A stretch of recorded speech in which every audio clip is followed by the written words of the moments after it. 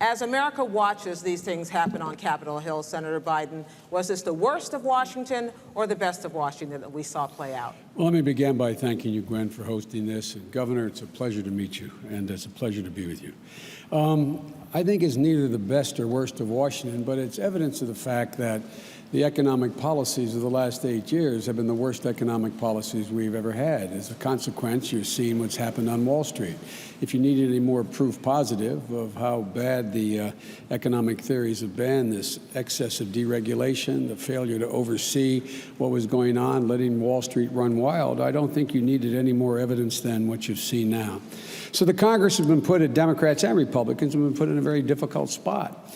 But Barack Obama laid out 4 basic criteria for any kind of rescue plan here.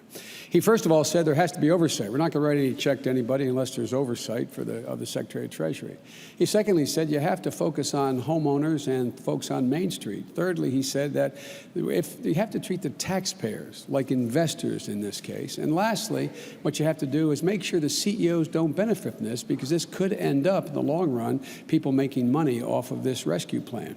And so as a consequence of that, it brings us back to maybe the fundamental disagreement between Governor Palin and me and Senator McCain and Barack Obama.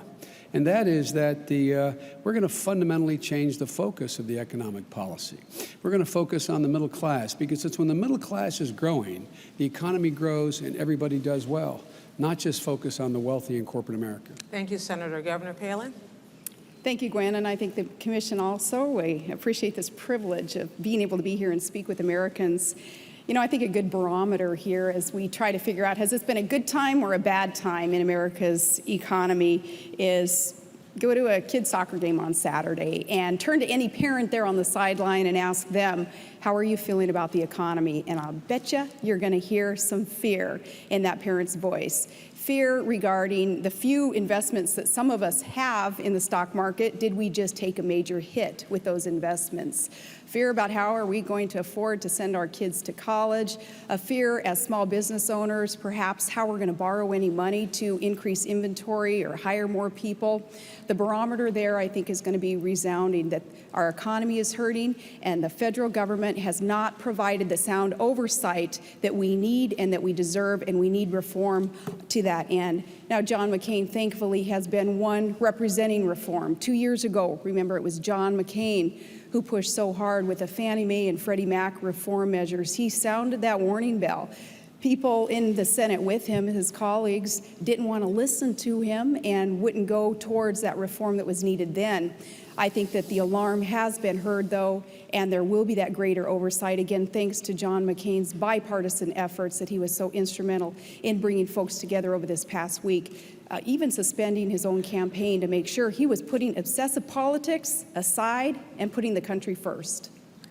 You both would like to be vice president. Senator Biden, how, as vice president, would you work to shrink this gap of polarization which has sprung up in Washington, which you both have spoken about here tonight? Well, that's what I've done my whole career, Gwen, on very, very controversial issues, from dealing with violence against women to putting 100,000 police officers in the street to trying to get something done about the genocide that was going on in Bosnia. And I have been able to reach across the aisle. I think it's fair to say that I have almost as many friends on the Republican side of the aisle as I do the Democratic side of the aisle.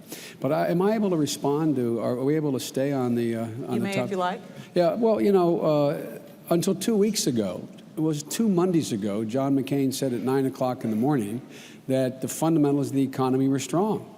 2 weeks before that, he said, George, we've made great economic progress under George Bush's policies. 9 o'clock, the economy was strong. 11 o'clock that same day, 2 Mondays ago, John McCain said that we have an economic crisis.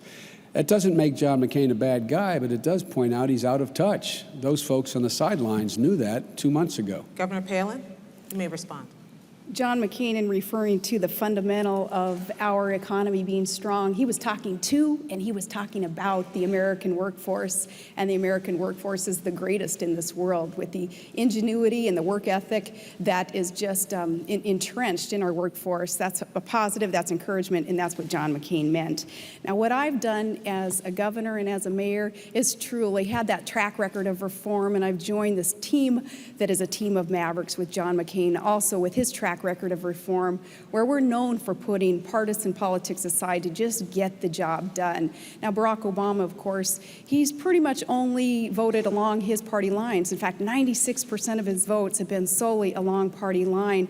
Not having that proof for the American people to know that his commitment too is, put the partisanship, put the special interests aside, and get down to getting business done for the people of America. We're tired of the old politics as usual, and that's why, with all due respect, I do respect your years in the U.S. Senate, but I think Americans are craving something new and different, and that new energy and that new commitment that's going to come with reform. I think that's why we need to send the maverick from the Senate and put him in the White House, and I'm happy to join him there. Governor, Senator, neither of you really answered that last question about what you would do as vice president. I'm going to come back to that throughout the evening to try to see if we can look forward as well.